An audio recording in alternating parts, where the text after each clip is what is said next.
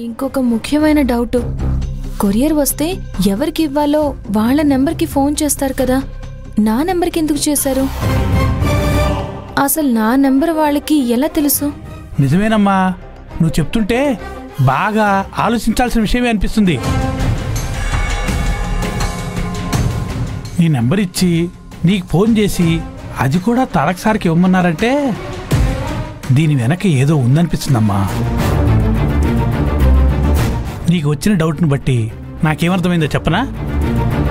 నువ్వు చదివి ఉంటే పెద్ద లాయర్ అయి ఉండేదాని అనిపిస్తుంది.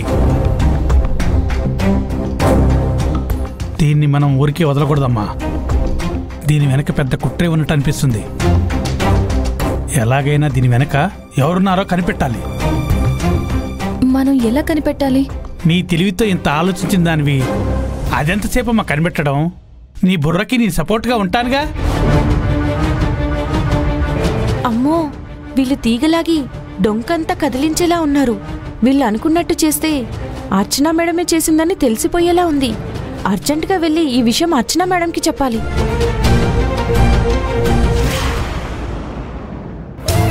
ఏంటి ఈ టైంలో ఇంటికొచ్చావు? ఫోన్ చేయొచ్చు కదా. ఫోన్ చేశాను మేడం, మీ నెంబర్ కలవలేదు, అందుకే నేరుగా వచ్చేసాను. అంత కొంపలు ఏం మునిగిపోతున్నాయని ఈ టైంలో వచ్చావు? కొంపలు మునిగే విషయం మేడం. ఏంటది?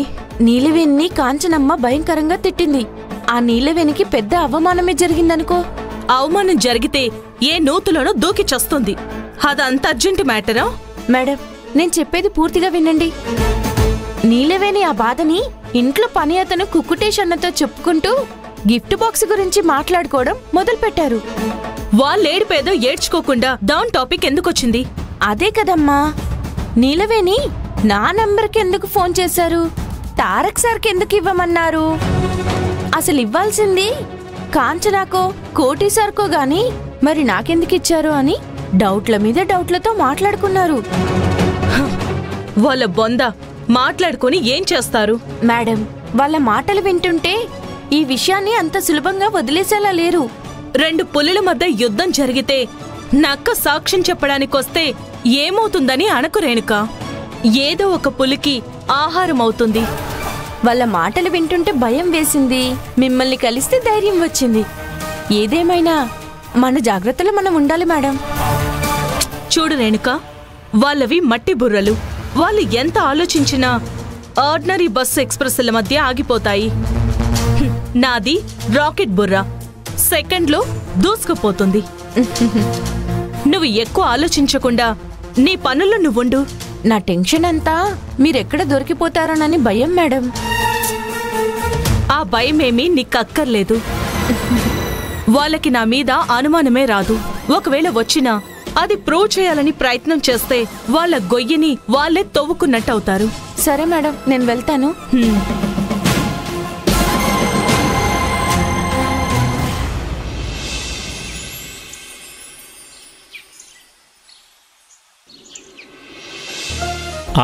రెండెలుడు కూర్చోండి. ఏదో గిఫ్ట్ తెచ్చినట్టున్నావు, ఏముంది దాంట్లో? ముందే చెప్పకూడదు మావయ్య, నిమిషం వచ్చాక చెప్తా. అవును, బర్త్డే పాప ఎక్కడ మావయ్య? రెడీ అవుతుంది. అమ్మా, నిమిషకి బర్త్డే డ్రెస్ ఎక్కడ డిజైన్ చేయించావు? నేనేం చేయించలేదు కాంచనా, తనే సెలెక్ట్ చేసుకుని తనకి నచ్చినట్టు డిజైన్ చేయించుకుంది. ఓ, అందరూ ఇక్కడే ఉన్నారా? చెల్లెలు ఇంకా అలంకరణలోనే ఉందా? బర్త్డే కదరా, ఆ మాత్రం టైం పడుతుంది కదా. తారక్, ముందే చెప్తున్నా, ఈ ఒక్కరోజు తనని ఏడిపించే పని చేయకు. ఈ రోజే డాడీ ఏడిపించాల్సిందే. మీ కూతురుగా ఎందుకు పుట్టానో అని కాదు, నాకు చెల్లెలుగా ఎందుకు పుట్టానో అనిపించాలి.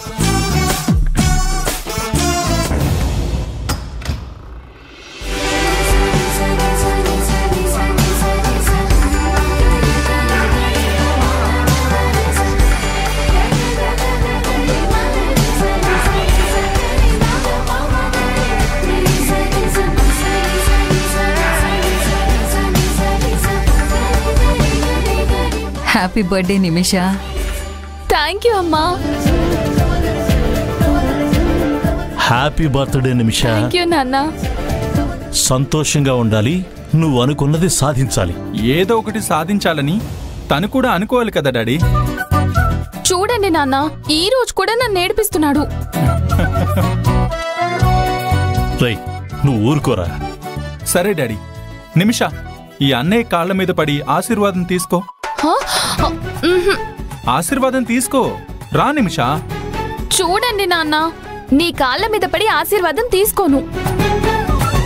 ముందు అమ్మ నాన్న కాళ్ళకి నమస్కరించి ఆశీర్వాదం తీసుకుంటాను. హ్యాపీ బర్త్డే నిమిష. థ్యాంక్స్ అక్క. Wish you happy birthday Nimisha. Thanks బావా. అమ్మ నాన్న నన్ను ఆశీర్వదించండి. నిండు నూరేళ్లు సంతోషంగా ఉండాలమ్మా.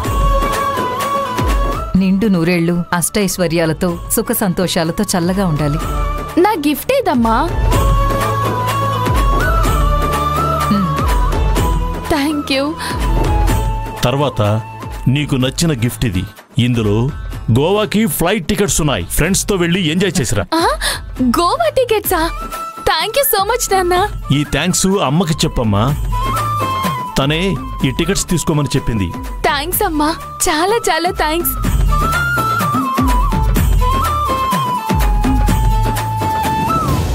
కాంచనా, నీ చేతులతో ఇవ్వు. నిమిష, నీ గిఫ్ట్ ఇదిగో. Once again happy birthday. Thanks అక్క. ఏం గిఫ్ట్ ఇది? ఇది ఇన్విజిబుల్ బ్లూటూత్.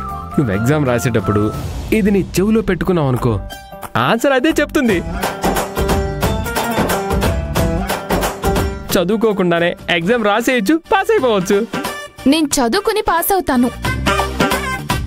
అన్నయ్య, నీ గిఫ్ట్ ఏది? నాకు చెల్లెలుగా పుట్టావుగా, అదే నీకు పెద్ద గిఫ్ట్. ఇలాంటి సెంటిమెంట్ డైలాగ్స్ తర్వాత ముందు గిఫ్ట్ ఇవ్వు. మొదట నీకు గిఫ్ట్ కొనకూడదనే అనుకున్నాను. తర్వాత ఆలోచిస్తే నీకు గిఫ్ట్ కొనకపోతే అప్సెట్ అయిపోతావని ఓ గిఫ్ట్ కొన్నాను. ఇదిగో. అన్నయ్య,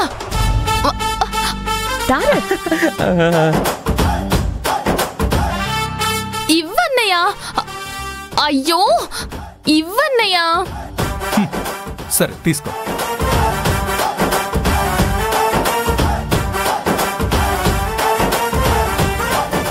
నీ పుట్టుకే వేస్ట్. పుట్టినరోజు జరుపుకోవడం ఇంకా వేస్ట్. హ్యాపీ బర్త్డే నిమిష. చూడండి నాన్న ఎలా రాశాడో. బర్త్డే రోజు కూడా ఏడిపిస్తూ బర్త్డే విషెస్ చెప్తున్నాడు, అందులోనూ వెటకారంగా. ఏంట్రా ఇది? వదిలే నిమిషా. బామర్ది, గిఫ్ట్ చూస్తే చిన్నదిగా ఉంది, దాంట్లో ఏముంది? నిమిష, ఇది తారక్ గిఫ్ట్. తీరుగా తర్వాత ఓపెన్ చేయి. ఓకే అన్నయ్య. నిలవిని, ఇంకా నువ్వు అలా నిలబడి చూస్తున్నావు. నువ్వేదో నిమిషకి గిఫ్ట్ ఇవ్వాలని చెప్పావు కదా, రా ముందుకి, నిమిషకి గిఫ్ట్ ఇవ్వు.